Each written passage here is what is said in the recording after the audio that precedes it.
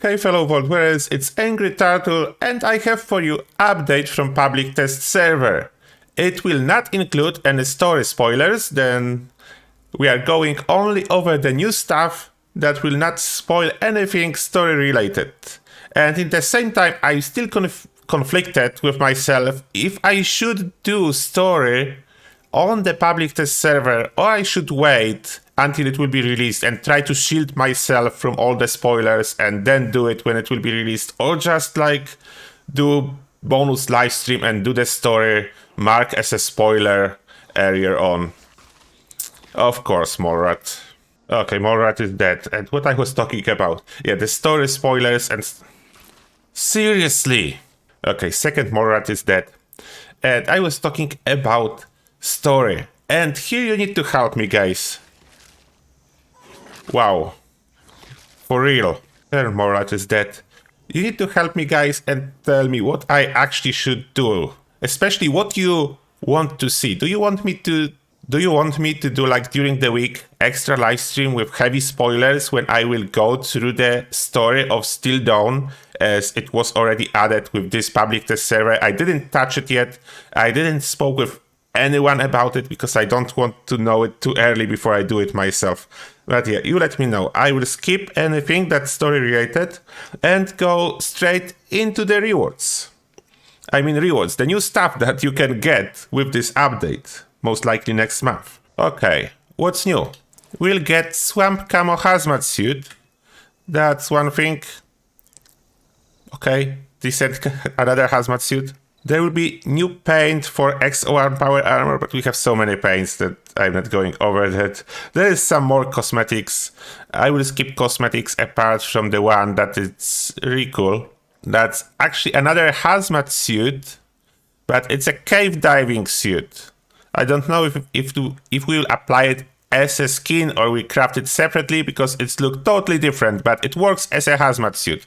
As you can see in here, 1000 radiation resistance, weight 8, then I think it's heavier. Still, none of those is as good as Chinese stealth armor, because as you know, Chinese stealth armor gives you as well some resistance on top of everything and is lighter than this cave diving suit. Then cave diving suit is more like a cosmetic after all. There will be as well a lot of camp items added, but I'm not the best to cover that. I'm always getting lost in camp menu and there's a lot new stuff there. Then let's go to the best stuff. We have new armor. Brotherhood armor. Full set. I have full set in here to show you. That's how this armor look. It's actually, to be honest, it does look way better than Secret Service armor. Secret Service armor looks very goofy. This one looks like actual rear armor, including the helmet. Then that's the plus. Now, what's the difference between this armor and Secret Service armor, we will ask. The main difference, this one, as you can see, you craft as regular armor. It doesn't craft as a legendary, therefore you need to be very lucky with Purveyor or some events to get a legendary version. But from the other hand, I think it will be tradable after you get legendary, then there's something for something. But you cannot craft it legendary, therefore it will not be so easy to get full set of legendary for yourself. Now, what's the difference with resistance? Maybe you already noticed, but this comes with higher damage resistance than Secret Service, but lower resistance for energy and radiation. I will show the comparison. That's the Brotherhood chest piece. That's the Secret Service chest piece.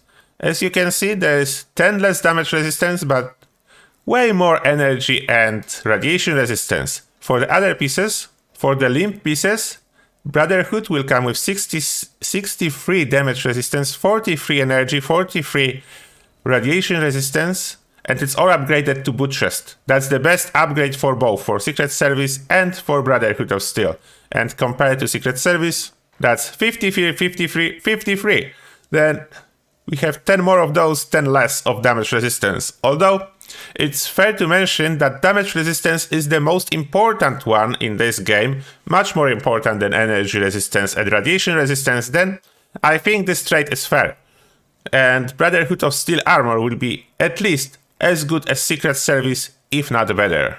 Now about all the modifications, as you can see, it's all exactly the same as it is in case of Secret Service. You will just need to buy those mods again from Rex in Vault 79 with gold bullion. Then apart from that, everything is there. What is good, this time around we'll not need to wait for ultralight or deep pocketed for our limbs. That's a good job from Bethesda, they didn't forget about those this time. And now what everyone is waiting for, the new weapons. And the new weapons are Crusader Pistol. A little bit more over it in a second. First, let me show you. New Missile Launcher, Hellstorm Missile Launcher. And new, I think, one-handed weapon, Plasma Cutter. And now let me show you more about those weapons. About this Plasma Cutter, it's actually like one-handed equivalent, almost one-handed equivalent of the Warglaive. As you can see, Warglaive is doing very similar stuff. There is ballistic and energy damage. I will show you modifications in the moment. Those are very similar as well. This is the new weapon as well. Aufbreaker, that's a guarantee legendary drop somewhere in the next update. Then you will be able to get this one. That's a very good drop for Warglaive as a guarantee. It's very welcome. And I want it. If you compare the damage, 8498 versus 7581, then you can see that it's almost 20% weaker in this one. But this one is faster swing speed. Even though it says slow in here, if you try to swing it, you can see that this one will swing faster than the Warglaive.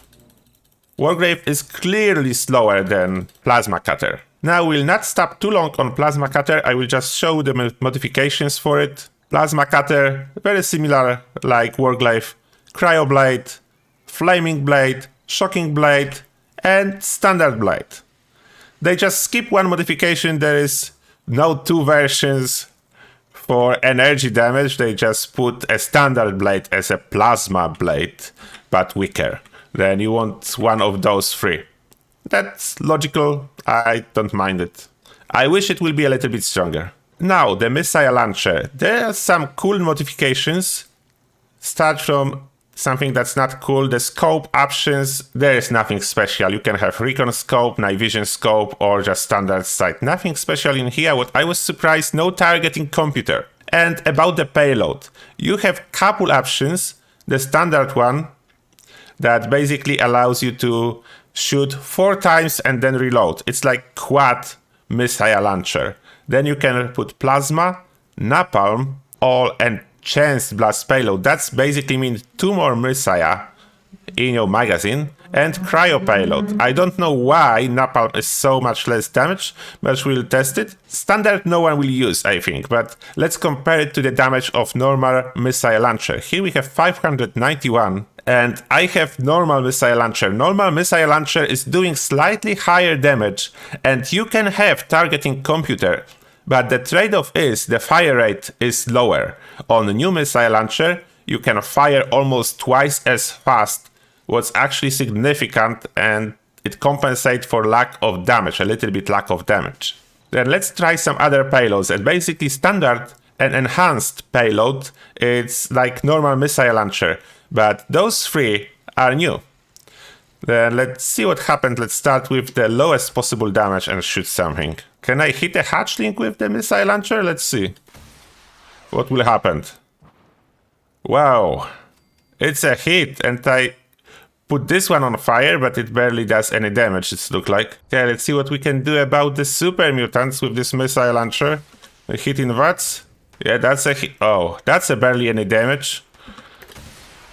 I'm not impressed with this modification. Okay, let them be. Hopefully other modifications are better. Let me check. Okay, then now we are changing from this weak Molotov version into plasma payload. This is supposed to hit hard. Let's see if plasma payload will be any better. Come on, super mutants. Take it. Oh, it's looked better and it's actually doing more damage. I still need like 3 shots. What's not impressive, but that's not a legendary. Then in case of legendary version, I'm sure I will be doing better. For now, it does look the best, in my opinion, so far. It does look cool. And you can shoot it fast. Yeah, you can shoot it fast. That's the advantage. You can just spam those messiah. 4 of those.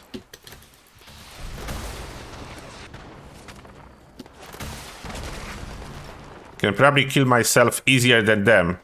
Let me see, how much damage will I do to myself? Almost full health if I shoot the ground. No? Did they change it? Oh, now I took damage. Okay.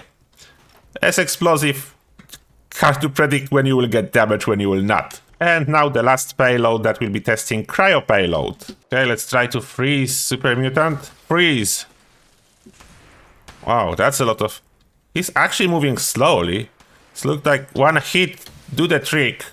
Although we pay the price in damage. It's look cool. And can freeze stuff. Let's see a little bit more. I just wish it would be more of an area of effect, like... Yeah, this one is not getting hit already, standing too far.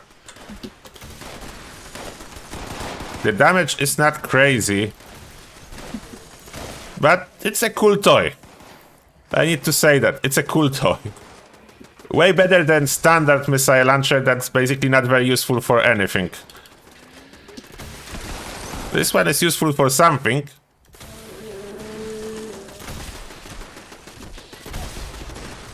Yeah, this is nice, like launching a huge snowballs. Huge snowballs. New arsenal from Brotherhood of Steel. And we have one weapon to talk about, the new pistol. And what I forgot to tell you as well, on the public test server we have Holiday Scourge back, what means we'll get this event again this year. What's awesome, it was a very cool event. And now I have this suppressed 10mm pistol to compare it with Crusader pistol, as basically both are 10mm. Then you can see Crusader pistol is slightly higher damage, what's good, but there is a downside. If you go and see the receiver modes, no automatic receiver. You have this cool cryo receiver, that's only one, that's really cool. And you can put 556 receiver to just have more ballistic damage.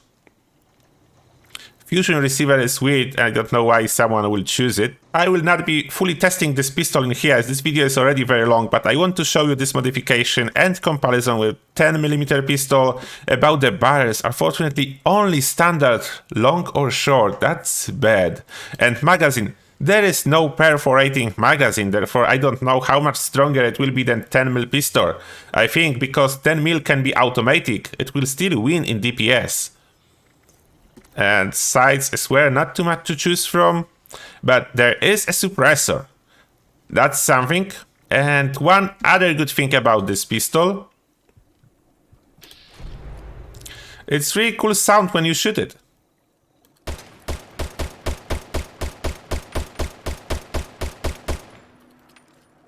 And that's about the coolest part of this pistol, the sound when you shoot it and the fact that you can actually freeze enemies. Like a lot of weapons now, this is another weapon that can freeze enemies. What's cool if you are like a support pistol build. And about weapons, what else I wanted to mention, there is some unique legendary drop that is quite cool for pistol builds. The Fact Finder, another named legendary, that's a 44 pistol, 2-shot explosive, less AP cost, then it's actually really good roll, especially now that 2-shot is much better than it used to be, like it's again the king for most of the weapons. Then we have 2-shot explosive 44 pistol, and it comes with this cool, as you can see, bull barrel. And I don't know if you can put it on regular 44 pistol, I'm not really using pistol builds too much, but I don't think so, I think it's something unique for this one. Damage wise, is it the best weapon?